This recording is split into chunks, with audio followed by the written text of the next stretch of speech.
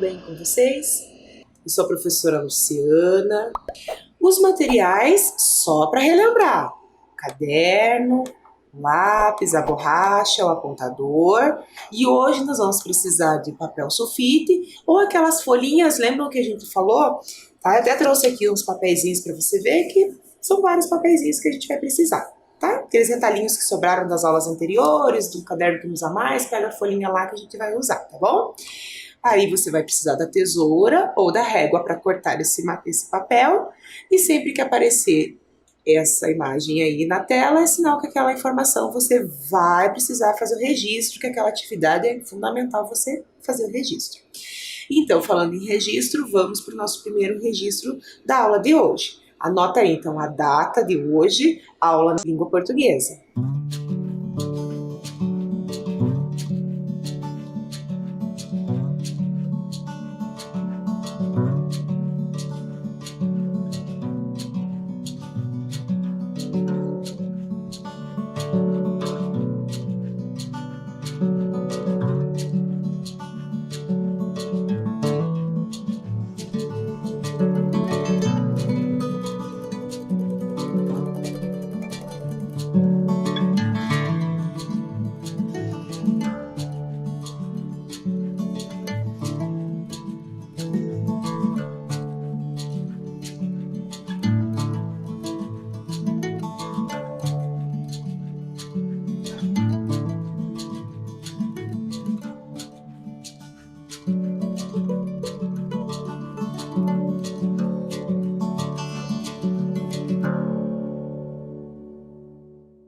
Registro feito? Então vamos relembrar a aula anterior.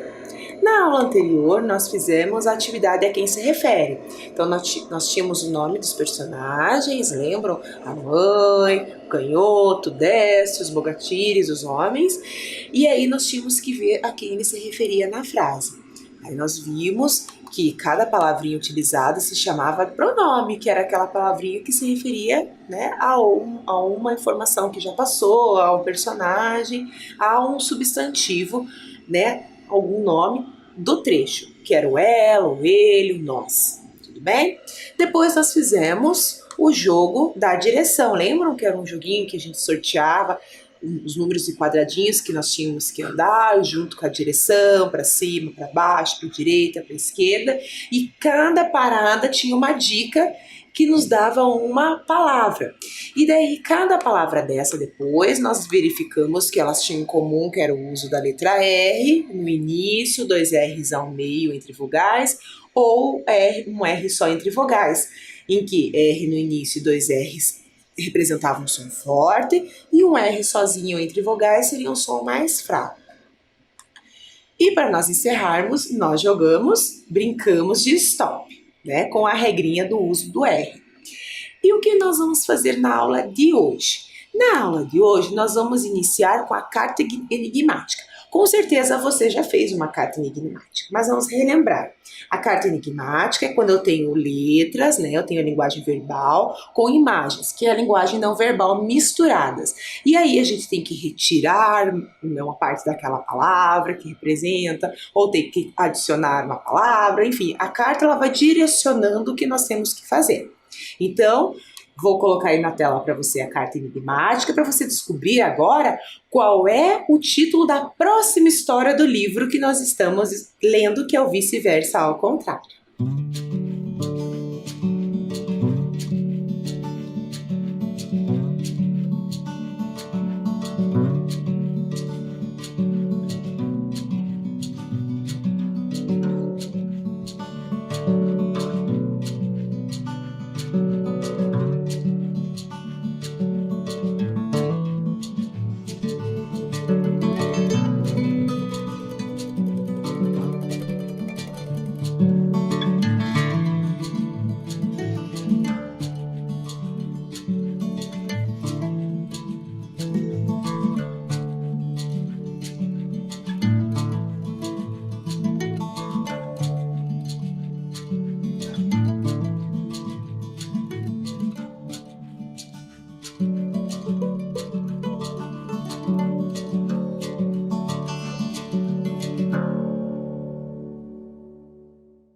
refletiu, observou as imagens, as letras?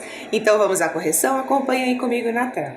Então primeiro eu tenho o número 1 mais A. A palavra 1 mais A forma uma. Aí temos a segunda palavrinha. Ar mais, eu tenho a imagem de uma madeira. Só que está dizendo que a palavra madeira menos o eira, então fica mad. Mais, qual que é a imagem que aparece ali? Uma ilha. Então, eu juntando ar mais mad mais ilha forma armadilha. Uma armadilha, mas uma armadilha para qual personagem? Vamos continuar vendo. Ali nas próximas linhas nós temos lá uma pipa, mas ele está dizendo que é o pipa menos o pi, então sobra o pá. Então eu já tenho o pá. Mas que imagem que é aquela ali? Uma raquete. Então eu tenho uma raquete menos o cat. Sobra o quê? O rá. Então pá mais rá fica pará. Aí nós temos a letra O, sozinha ali. Na última linha, o que nós temos lá? Um cone, mas ele está falando que é um cone menos o E, então fica com. Mais o cabide menos o cabi. O que fica? O D. Então, com, mais o D fica com D. Tá mais fácil agora. Tem uma armadilha para o conde e a próxima pista ali tá facinho, porque ele já deu início, né? Eu tenho o drá mais a calculadora, só que eu tenho que retirar da palavra calculadora o cal e o dora. E aí fica o quê? O cula. Então fica Drácula. Então, a próxima história que nós vamos ler e ouvir, ou melhor, ouvir e depois ler com mais calma, é Uma Armadilha para o Conde Drácula. Então, fique atento aí e acompanhe a leitura comigo. Uma Armadilha para o Conde Drácula. Heloísa Prieto. Londres, 29 de junho de 1894. Lenora, minha prima. Perdi o sono. Por que será? Mamãe recebeu uma visita diferente. Depois do jantar, ouvimos um barulho enorme. Eram cavalos relinchando. Alguém bateu a porta. Watson, nosso mordomo, foi abrir. Era um homem esquisito, branco, magro, vestido de preto. Meu cão Brutus começou a latir. O homem ficou parado na porta. Disse a Watson que uma roda de sua carruagem havia se quebrado. Mamãe convidou o desconhecido para entrar. Ele deu um sorriso largo, estranho. Talvez eu estivesse com sono, mas quando ele passou diante do espelho, ele não apareceu. Mamãe ofereceu chá ao estrangeiro. Ele disse que seu nome era Drácula e que morava num lugar chamado Transilvânia. Escreva, Edgar. Bristol, 8 de julho de 1894. Edgar, meu primo. Que coincidência! Ontem tia Agatha me contou uma história horrorosa. Era uma lenda sobre um tal de Drácula, um conde que morava na Transilvânia. Ele era muito mau. Convidava as pessoas para ir ao seu castelo, e elas sumiam. Convidou tanta gente que sua cidade quase ficou vazia. Até que o conde desapareceu. Ninguém sabe como. A história é antiga. Será que o amigo de sua mãe é parente desse mesmo conde? Escreva, sua prima Lenora. Bristol, 25 de julho de 1894. Edgar, agora quem não dorme mais sou eu. Cris, filha de tia Agatha, me contou que titia esconde no sótão uma coleção de livros de terror. Ela acha que as crianças não devem ler seus livros e diz que lá está cheio de ratos e aranhas. É mentira. A senhorita Marple, a governanta, nunca deixaria isso acontecer. Subimos, escondidas, até o sótão. É um lugar cheio de livros antigos. Escolhemos o mais velho. Seu título é Mortes no Nilo. É um livro sobre lendas do Egito. Cris leu um pedaço sobre vampiros. Você já ouviu essa palavra? Vampiros são mortos-vivos. Vivem à noite, porque morrem com a luz do sol. Alimentam-se de sangue humano. não tem reflexo no espelho. Você tem certeza que esse Conde Drácula não aparece no seu espelho? Escreva rápido, Lenora. Londres, 2 de agosto de 1894. Lenora, tenho certeza. Ele não aparece no espelho. Ontem à noite me escondi para olhar o reflexo de Drácula na hora em que ele passava na frente do espelho. Aconteceu a mesma coisa. Só enxerguei o nosso fiel Watson, nada de Conde. Ele é mesmo um vampiro. Foram encontradas mais 3 crianças caídas no cemitério, todas com mordidas no pescoço. E agora? Edgar. Bristol, 15 de agosto de 1894. Edgar, você precisa agir logo. Quem recebe uma segunda mordida, vira vampiro também. Você tem certeza que ele ainda não mordeu sua mãe, minha querida tia Lili? Preste atenção. Aquele livro dizia que vampiros não gostam de flores, alho e nem de cruzes. Para matá-los, é preciso espetar uma estaca no coração deles, ou então colocá-los à luz do sol. Pense numa solução e me conte. Lenora. Londres, 26 de agosto de 1894. Lenora, consegui. O Conde caiu na minha armadilha. Troquei os potes de chá. Em vez de chá preto, mamãe deu ao Conde chá de flor de jasmim. Ele deu um gole e cuspiu tudo no chão. Tossiu tanto que parecia que a garganta dele soltava fumaça. Sua cara ficou ainda mais branca. Levantou-se, pediu desculpas e foi embora. Dei flores à mamãe para enfeitar a casa. Ela gostou. Depois, escondi dentes de alho nos vasos e debaixo dos tapetes. Todos reclamam de um cheiro esquisito. Edgar. Londres, 4 de setembro de 1894. Lenora, que sorte! O Sr. Harker veio nos visitar. Disse que o Conde Drácula voltou para a Transilvânia de navio. Mamãe achou estranho ele ter ido embora sem se despedir. O Sr. Harker disse que não gostava do Conde e que eles tinham umas contas a acertar. Por isso, ele também viajou para a Transilvânia. Quase contei a ele que o Conde era um vampiro, mas adultos nunca conversam essas coisas com crianças. Eles pensam que crianças são medrosas. Eu não sou. Cada vez que me lembro daquele vampiro convencido cuspindo chá, morro de rir. Até a volta. Edgar Allan. Gostaram da história? Arrepiante, não é mesmo? Muito legal. E é legal a gente ver uma visão diferente da história, não é mesmo? Mas quem escreveu a história? Foi a Heloísa Prieto. Então nós já vamos falar um pouquinho dela e do ilustrador de novo que a gente já conhece. Então a Heloísa Prieto, ela é organizadora deste livro e também escreveu uma história. Então a Heloísa Prieto, ela nasceu em 1954 em São Paulo, no estado de São Paulo. Ela é formada em letras, ela é autora de 80 obras de ficção e fantasia voltada para diversos públicos. Então não é só o público infantil, ela escreve para todas as idades. A Heloísa também iniciou sua carreira de escritora contando histórias para crianças na Escola da Vila, lá em São Paulo. Aqui tem algumas obras da Heloísa. Ela também tem outras histórias, né? O próximo livro ali é A Língua do Contrário, e lá vem a história. Além de outras mais que ela tem, eu só trouxe aqui alguns exemplos. E relembrando o ilustrador, né? O Spaca, que a gente já conhece ele, né?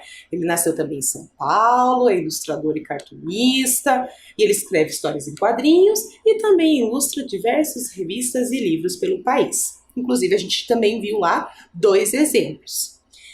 Muito bem. Mas vocês viram que durante a leitura apareceram o nome de algumas cidades aí pelo mundo, não é mesmo?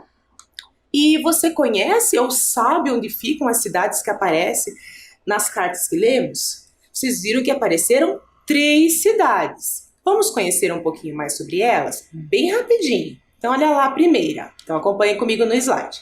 A primeira é a cidade de Londres, que é a capital da Inglaterra. É uma das cidades mais visitadas e importantes do mundo.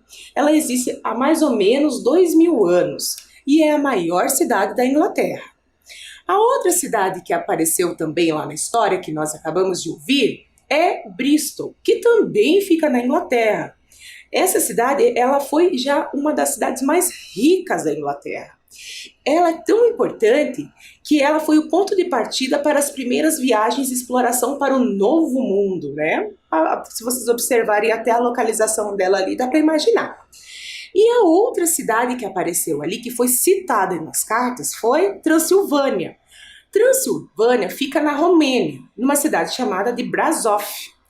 Brasov é uma cidade conhecida por ter montanhas, cercadas por montanhas e castelos. Um dos castelos que temos lá é o Castelo de Bran, que é associado sempre à lenda do Drácula, que é o personagem da história que nós acabamos de ler. E falando em quem morava onde, né, quais cidades estavam ali, eu gostaria que você agora pensasse um pouquinho aí, não precisa registrar, você pode fazer essa sessão aí junto na tela. Vou dar um tempinho para você pensar, quem morava onde? Então nós temos os 3 personagens lá que apareceram, que é Lenora, é Drácula e Edgar. E ao outro lado nós temos as cidades citadas nas cartas, tanto onde cada um morava, quanto quem morava em outro lugar. Então preste bem atenção que nós temos Londres, Bristol e temos Brasov, que é na Transilvânia. Então veja aí quem mora onde e a gente já volta.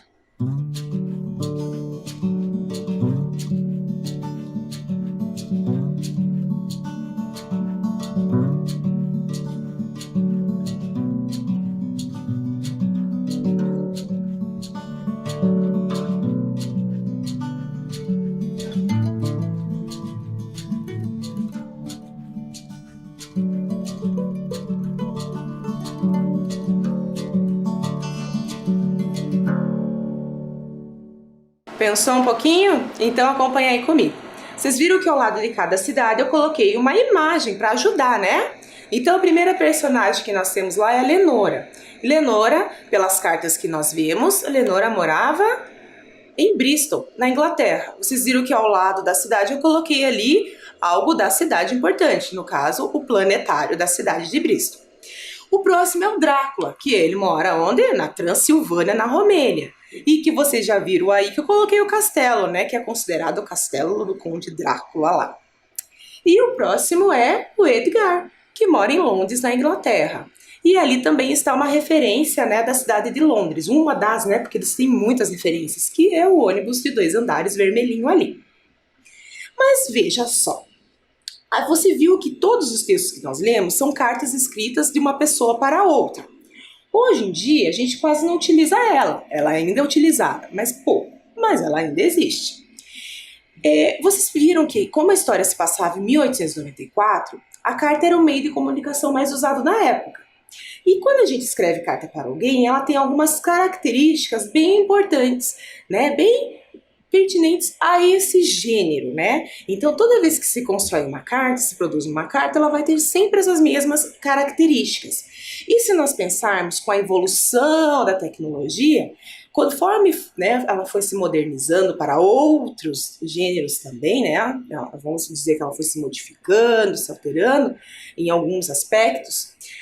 Nós vamos ver depois quais são, mas tem alguns elementos que sempre vão fazer parte da carta. Então acompanha aí comigo um exemplo. Eu peguei do próprio texto que nós lemos ali. Então, o que é primordial numa carta pessoal que eu tenho certeza que você percebeu? Primeiro, eu tenho que ter o local e a data. Então, eu tenho ali Londres, 29 de junho de 1894. Então, é o local e data. Depois, nós temos a saudação. Lenora, minha prima. Então, a saudação é para quem que eu estou escrevendo, né? Eu podia colocar lá, olá, querida prima, né? Tudo bem, depois. Não tem problema. É uma saudação porque eu estou conversando, é como se eu estivesse conversando com outra pessoa. Por isso que é uma carta pessoal. Depois vem o corpo do texto, ou seja, vem tudo que eu quero escrever para a pessoa ali, né? Tudo que eu quero comunicar, informar ela. E por fim, nós temos a assinatura. E em uns casos, a gente tem a saudação final. Até logo, um abraço, até outro dia, aguarde sua resposta, tudo bem? Mas nesse caso nós não temos. Bom, mas a carta, para ela ser mandada para alguém, nós precisamos do envelope. Porque nós sabemos que a carta tem que ser mandada pelo correio. Então eu não posso simplesmente pegar a carta e levar ela lá no correio que vai chegar. Eu tenho que ter um envelope. O envelope ele é muito importante, porque ali tem as informações pessoais de quem está escrevendo e de quem vai receber a carta. Mas a gente vai ver com detalhes. Então aqui é a parte da frente do envelope. Essa parte da frente do envelope, nós temos esse primeiro elemento aqui, que é o selo.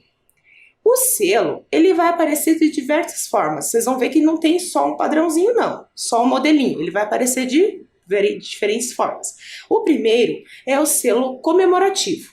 Quer dizer que a data comemorativa a uma personalidade, a um evento, alguma coisa. É uma comemoração que eles fazem.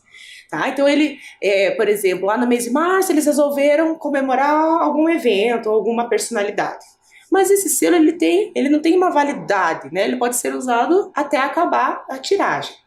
Nesse caso que vocês estão vendo aí, foi da Carmen Miranda, que nós já falamos sobre ela também lá no início das nossas aulas. Esse é o selo comemorativo. Daí nós temos o selo especial. O selo especial ele não tem relação nenhuma com a comemoração. Simplesmente é uma demanda, né? Vamos fazer um selo especial de alguém. Nesse caso, eles escolheram a Zilda Arnes. A Zilda Arnes ela foi fundadora da Pastoral da Criança e do Idoso, é uma médica pediatra que foi muito importante, né? E ela já é falecida, né? Que teve um terremoto no Haiti, ela estava lá. Tá? Então, ali foi um selo especial. O próximo que nós temos é o selo regular, aquele selo utilizado sempre para o correio, certo? Ele vai mudando, né, as suas imagens e tudo, mas é aquele selo que sempre vai ter ali, como vocês estão vendo, a carinha do correio, certo? Algo, né, relacionado a ele. O próximo que nós temos ali é o selo promocional. É quando há uma parceria com alguma instituição. No caso, o Pequeno Príncipe. Então, é essa parceria que eles fazem e eles agregam um valor acima do valor do selo tradicional justamente, né, para arrecadar fundos. Bom, essa é a parte da frente. Agora nós vamos ver a parte do verso.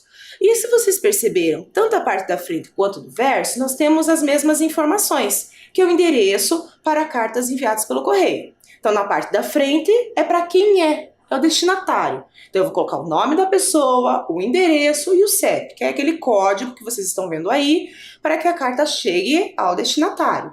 E a parte do verso a gente chama de remetente. Remetente é quem está escrevendo a carta, tudo bem? Que tem as mesmas informações, só que daí é de quem está escrevendo. Mas quando a gente fala de carta, a carta ela tem outros modelos de carta, não só a carta pessoal. Vamos ver alguns exemplos? Então, os tipos de carta. O primeiro lá, carta do leitor. A carta do leitor eu tenho certeza que você já estudou na escola em algum momento. Então, vamos ver dois exemplos. A carta do leitor, olha aí a primeira. Ela é da revista Recreio, foi tirada do infográfico, tá? Então, eu tenho ali alguns modelinhos da carta do leitor. Então, vou ler o segundo aí, acompanhem comigo. O segundo modelo da carta do leitor está assim. Eu estava correndo no parque, me distraí e meti a cabeça em um galho. Todo mundo viu e eu fiquei com tanta vergonha. Aí tem o nome de quem mandou, tem a cidade e tem o estado.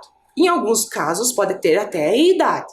E nesse caso da carta do leitor, para esse infográfico, para essa revista, tem relação com a reportagem, né? De que eles estavam falando ali. Tá? No caso, o infográfico tem relação com a reportagem que vem na revista. Olha o segundo caso aí da Ciência Hoje da Criança. Tá? Então eu tenho aqui uma edição e eu tenho aqui também uma carta do leitor. Só que ao contrário da revista, da primeira ali que nós vimos, do segundo, a carta do leitor é referente a uma reportagem que a pessoa quer, tá? Ou pode ser referência a alguma reportagem que já foi dita. Então olha lá o exemplo. Aves. Eu gostaria de que vocês da CHC publicassem uma revista todinha só sobre aves. Queria uma revista com todas as ordens e famílias dos pássaros. Meu nome é Emanuel Carlos, e tenho 8 anos. Emanuel Carlos, Amagé, Bahia. Vocês viram que elas são bem parecidas no seu formato, certo? Só que nesse caso, a Ciência Hoje da Criança é um pouco diferente, porque olha lá, ó, a Ciência Hoje colocou já a resposta para ele. Enquanto o especial Aves da CHC não chega, Emanuel, que tal ler sobre o que faz um ornitólogo? Aí ele cita lá a revista que já foi publicada e tudo mais. Mas sempre a carta do leitor é uma opinião, é uma sugestão, sobre uma reportagem, né, sobre alguma coisa que aquela revista, né, publicou. Tudo bem? Nós temos outro tipo de carta, olha aí comigo, que é a carta de reclamação. Qual que é o objetivo? Reclamar. E daí a linguagem tem que ser uma linguagem formal. E olha ali a carinha que ela vai ter.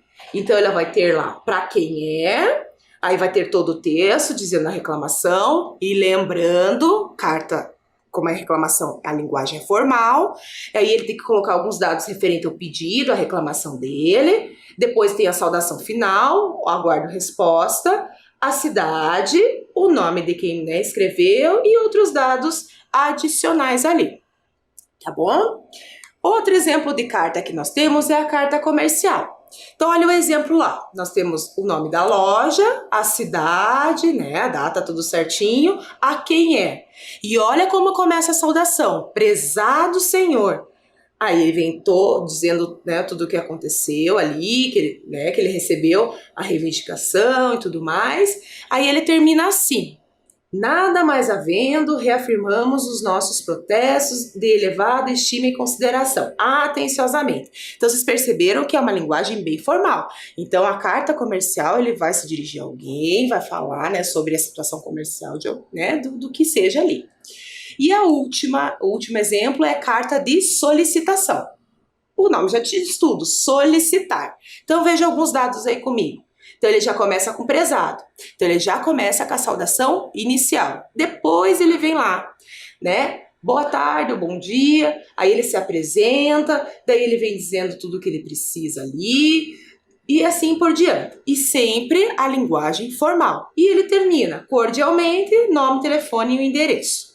Tá? Então, vocês viram que a carta ela tem vários objetivos. E o seu conteúdo vai mudando de acordo com esse objetivo. Mas tem algumas situações que não mudam, que é a data e o local, que é a saudação final lá, a saudação inicial, a saudação final, né, a despedida, vamos pensar assim também, tá? E a assinatura. Então tem coisas que não mudam, mas o corpo dela, sim. Mas lembra que eu falei para vocês que a carta ela foi, né, se modernizando e foi se modificando em alguns detalhes ao longo dos anos. E aí eu pergunto para vocês, como nós, né, nos comunicamos hoje? Como nos comunicamos hoje? Se você olhar aí a nossa própria tela, já diz. Nós tínhamos a carta, ainda a temos, mas nós temos o computador e nós temos o celular. Então, vamos pensar um pouquinho. O formato da carta e agora para como a carta está moderna aí, né? Então, a carta ela foi para outro suporte, para o e-mail. Então, tiveram algumas alterações. O primeiro ali, agora se chama endereço eletrônico. Olha o exemplo que eu coloquei. Claro que é fictício, né? Não existe, eu coloquei só para vocês entenderem. Então, o endereço lá, que era da rua da pessoa, hoje é o endereço eletrônico. Então, tem o nome, né? Pode colocar o que quiser ali, o seu nome, sobrenome, tudo mais. Aí, esse arroba e o que vem depois é relacionado ao endereço eletrônico mesmo, ao site, né? E esse arroba significa que aquilo é um e-mail. Nós temos o que é o assunto, que lembra-se que lá na nossa carta, na outra carta pessoal nós não tínhamos, né? Porque o assunto já era direto no corpo do texto.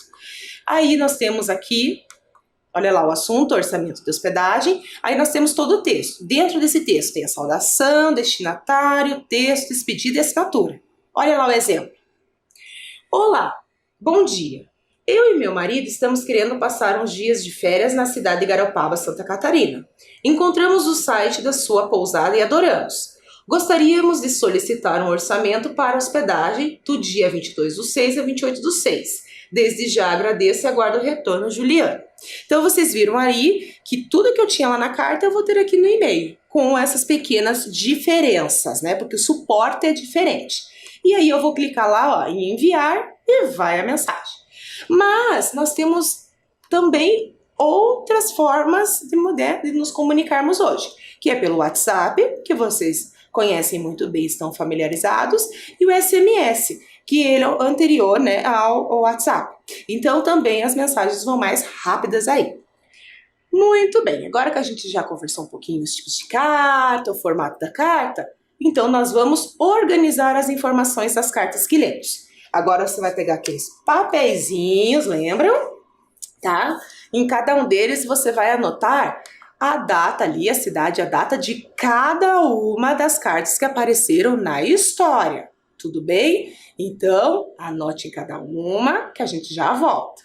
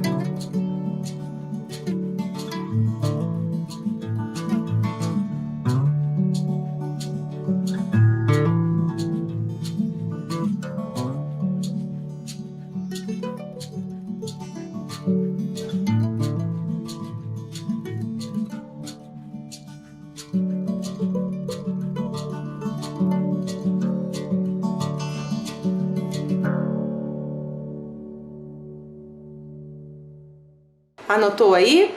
Então, o que nós vamos fazer com essas datas? Você vai deixar por enquanto do teu ladinho, porque nós vamos relacionar cada data à informação de cada carta, tá bom? Então, é isso que você vai fazer agora. Você vai pegar os outros papeizinhos que você tem aí, e em cada um deles você vai colocar uma informação dessas que está aparecendo aí na tela, tá? E depois nós vamos relacionar a data à informação. Aquelas que você já sabe, já deixa do ladinho e vai conferindo durante a nossa correção.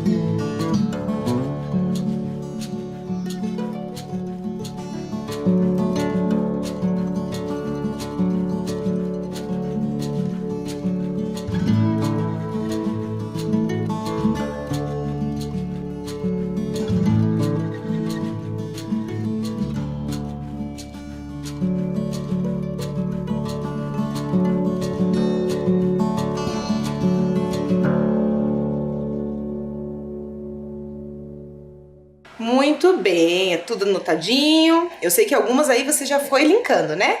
Então vamos lá. Quais informações que nós temos das cartas? Lembrando, ordem cronológica. Então vamos pro primeiro lá, acompanha aí. Londres, 29 de junho. Depois vem Bristol, 8 de julho. Depois vem Bristol de novo, 25 de julho, porque lembram que daí ela escreve 2 vezes seguidas. Próxima lá, Londres, 2 de agosto. Bristol, 15 de agosto. e depois vem Londres, 26 de agosto, e Londres, 4 de setembro. Então, aconteceu isso da mesma pessoa escrever 2 vezes seguidas. Então, agora vamos relacionar as informações. Como começou lá a nossa história no dia 29 de junho? Então, olha lá, chegada de um homem esquisito na casa de Edgar. Vamos ver onde que aparece isso na carta? Olha lá, mamãe recebeu uma visita diferente, então tá bem lá no início. Então é a chegada desse homem esquisito. Lembra que daí o Edgar fica todo preocupado, quem será essa pessoa? Próximo. Bristol, 8 de julho de 1894. O que aconteceu aí? Olha lá, a Agatha contou a história do Conde Drácula para a Lenora, certo? E vamos ver onde que isso aparece na história lá? Olha lá. Agatha me contou uma história horrorosa. Era uma lenda sobre um tal de Drácula. Então é aí que ela descobre a história do Drácula. E aí ela não sabe que chegou uma pessoa estranha lá na casa do Edgar. Então vamos ver aí quando isso vai acontecer. Então a próxima informação que nós temos lá é essa. Bristol, 25 de julho de 1894. O que aconteceu logo em seguida? Então, primeiro ela conta para ele que a Agatha contou e depois, olha aí, Cris e Lenora sobem escondido até o sótão para ler os livros de terror. Olha lá onde que acontece isso. Subimos escondidas até o sótão. Por quê? Porque elas descobriram que a tia lá tinha o quê? Livros de terror escondidos. E aí elas encontraram um livro, que nesse livro dizia, contava a história sobre um vampiro. E aí ela conta isso para o primo dela. Olha a próxima lá que nós temos. Londres, 2 de agosto de 1894. O que aconteceu daí em seguida? Porque daí é o Edgar que escreve. Ah, isso aí. Ele tem certeza de que o desconhecido era mesmo o Conde Drácula. E por que será? Vamos ver lá? Olha lá. Tenho certeza. Ele não aparece no espelho. Então, depois que ele recebeu o que? A carta da prima, com as informações de como eram vampiros, as características, daí ele fala o quê? Que ele tinha certeza porque ele não apareceu no espelho. E lembra que ele só tinha visto o mordomo e não viu ele no espelho. Aí já começou a ficar assustador, né? A história dele. Próxima lá. Bristol, 15 de agosto. Então, 15 de agosto de 1894. O que aconteceu ali na carta? O que foi contado por ela na carta? Olha lá. Lenora conta a Edgar como deve matar o Conde Drácula. Vamos ver o que ela conta lá? Ela fala assim: para matá-los é preciso espetar uma estaca no coração deles, e aí ela finaliza, ou então colocá-los à luz do sol. Pense numa solução e me conte. Então ela já estava apavorada porque ela já tinha certeza de que aquela pessoa esquisita era quem? Era o Conde Drácula. E depois disso? E depois que ela fala isso, de como matar ele? Quem que manda a carta para ela dizendo? Isso. Aí o Edgar responde. E o que ele responde lá em 26 de agosto para ela? Que ele caiu na armadilha e ele vai embora. Vamos ver onde que aparece esse trecho? Bem no comecinho lá, ó. Consegui! O conde caiu na minha armadilha. Troquei os potes de chá. E aí ele continua. Em vez de chá preto, mamãe deu ao conde chá de flor de jasmim. E aí ele cuspiu daqui. Muito bem. Então aí já está começando a terminar a nossa história. E a última informação. Londres, 4 de setembro. O que acontece? O que o Edgar conta para ela de novo? Que o Conde Drácula volta para a Transilvânia de navio. Vamos ver lá o trechinho que mostra isso? Olha lá. Que sorte! O Sr. Hacker veio nos visitar. Disse que o Conde Drácula voltou para a Transilvânia de navio. A mamãe achou esquisito. E depois o que aconteceu? O Hacker foi atrás, né? Então é assim que termina a nossa história. Então nós relembramos aí, data por data, de ordem cronológica e com as suas informações, né? Ou seja, a gente pegou a ideia principal de cada carta e fizemos essa relação. Então agora você vai colar no seu caderno. Vou deixar um tempinho aí para você fazer a conferência da ordem cronológica das cartas com a informação principal de cada um.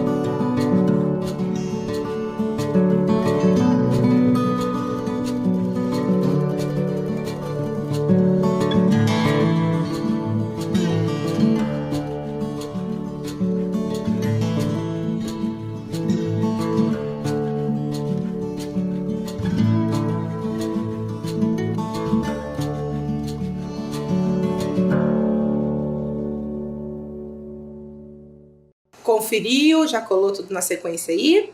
Então, por hoje, nossa aula acabou aqui.